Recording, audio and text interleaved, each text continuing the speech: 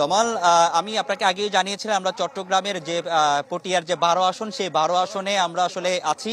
সেখানে আমরা বিভিন্ন যে প্রার্থী রয়েছে প্রার্থীরা তাদের যে প্রচারণা সেটি কিন্তু আমরা আগে দেখিয়েছিলাম। এর আগে একজন প্রার্থী দেখিয়েছিলাম ইসলামী ফ্রন্টের। এখন আমরা দেখাচ্ছি যে প্রচারণা সেটি হচ্ছে চট্টগ্রাম 12 আসনের বিএনপির প্রার্থী এনামুল হক। ওনার সাথে একটু আমি কথা বলবো, একটু জানাবো আসলে ওনার যে প্রচারণা সেই বিষয়টা একটু জানাবো।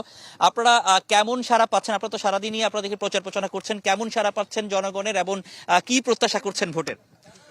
ধন্যবাদ আপনাকে।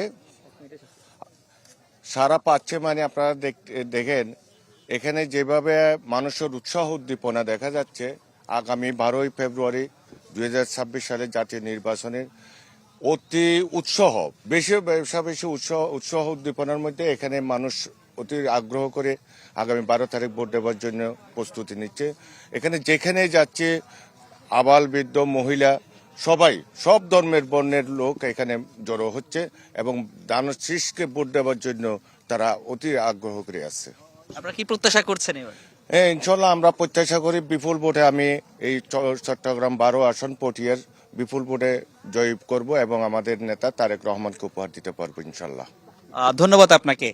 তমাল, আপনি শুনছিলেন, দেখছিলেন যে একটু যদি দেখায় যে তাদের যে প্রচারণা সেটি দেখছিলেন যে চট্টগ্রামের যে 12 আসন সেখানে মোট ভোটার প্রায় 3,49,497 জন এবং ভোট কেন্দ্র আছে 113টি এবং ভোট কক্ষ আছে 160টি। তো এই আগামী 12 তারিখ তাদের প্রত্যেকের আসলে প্রত্যাশা যে সেই প্রত্যেকটা প্রার্থী প্রত্যাশা করেন যে তারা আসলে বিপুল ভোটে জয়লাভ করবেন এবং তাদের যে কাঙ্ক্ষিত যে ম্যান্ডেট প্রার্থীকে বা ভোটারদের তারা দিয়েছেন সেটি তারা আসলে বাস্তবায়ন করবেন। তো এই ছিল এখানকার সবশেষ অবস্থা। তমাল, রনি, আপনাকে ধন্যবাদ।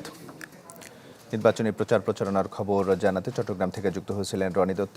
বিদেশ থেকে দেশে রেমিটেন্সের টাকা আসে নিরাপদে, তাই আজই আপনার আপনজনকে বলে রাখুন রেমিটেন্সের টাকা যেন শুধু নগদেই পাঠায়।